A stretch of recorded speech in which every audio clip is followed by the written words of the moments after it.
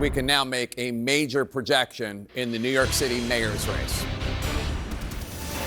CNN projects that Democratic Socialist Zohran Mamdani, the Democratic candidate, will be elected the next mayor of New York, New York, defeating former New York governor turned independent Andrew Cuomo and Republican Curtis Sliwa. Mamdani's victory marking an historic moment in the city. At the age of 34, he will be the city's youngest mayor in a century. He will also be New York City's very first Muslim mayor.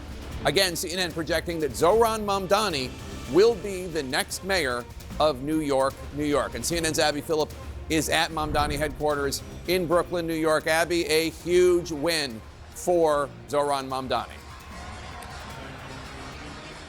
It is a major win from Zohran Mamdani, a candidate that was basically unknown to the city about a year ago and now is now elected mayor. We just heard the crowd behind me yelling, screaming, clapping at the news that you just announced on CNN.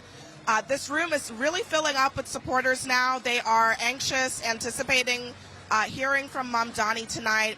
And it's been a long journey for many of these supporters who have stuck with Mamdani despite the unlikeliness of his candidacy from the very beginning. In these final days of the campaign, this race has turned sharply negative. A lot of his supporters believe these attacks against him were Islamophobic. They were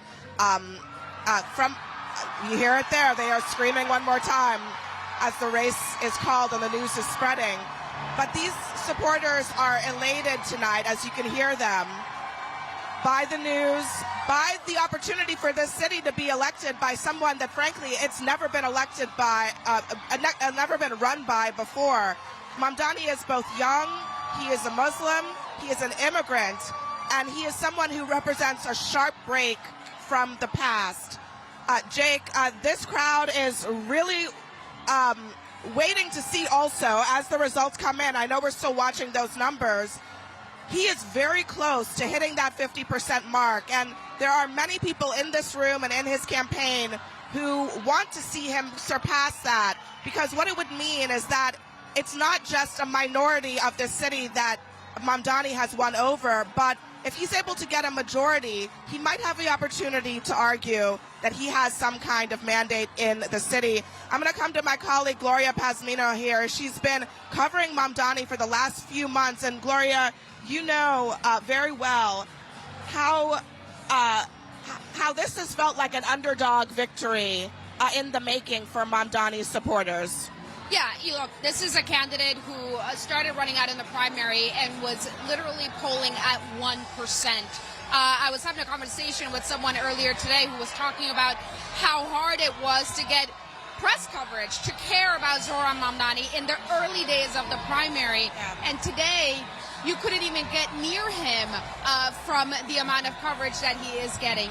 It was an underdog campaign, and he ran like an underdog. I think that is really a huge lesson of this campaign, no matter what you think of the candidate. The pace of the campaign really picked up in the last few weeks, as it often does. But, I mean, he was walking across the Brooklyn Bridge at sun up yesterday, I believe it was. And as we were just talking, the New York Attorney General, Letitia James, just walked right past you. She was pumping her fists in the air. She has been one of the New York elected officials that stood by Mamdani, even when he was, being derided as a communist and a socialist by some in his own party, the Democratic Party.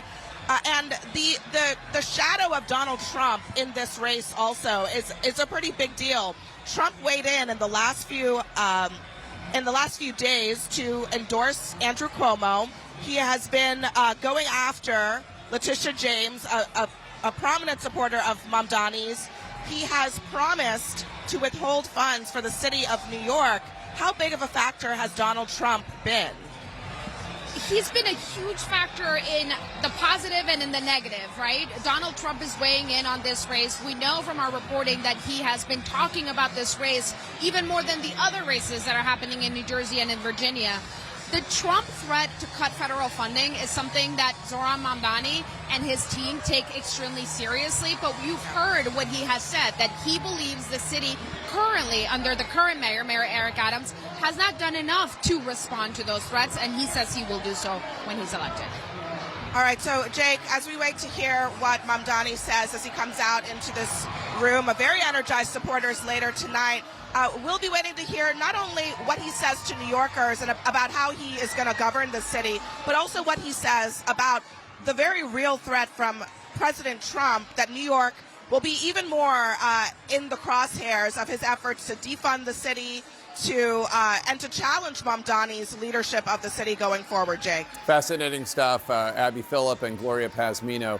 Thank you so much. And it's a historic night for not just Zohran Mamdani, but for the Democratic Party, which has been so demoralized since the 2024 election. We have three big wins that we've projected already in New York City. Zohran Mamdani, it will be the mayor, defeating independent candidate Andrew Cuomo. In New Jersey, Congresswoman Mikey Sherrill defeats the Republican Jack Ciattarelli. She'll be the next governor of New Jersey, the very first Democratic woman governor of New Jersey. And then in Virginia, the very first woman governor of Virginia, former Congresswoman Abigail Spanberger, defeating the incumbent lieutenant governor.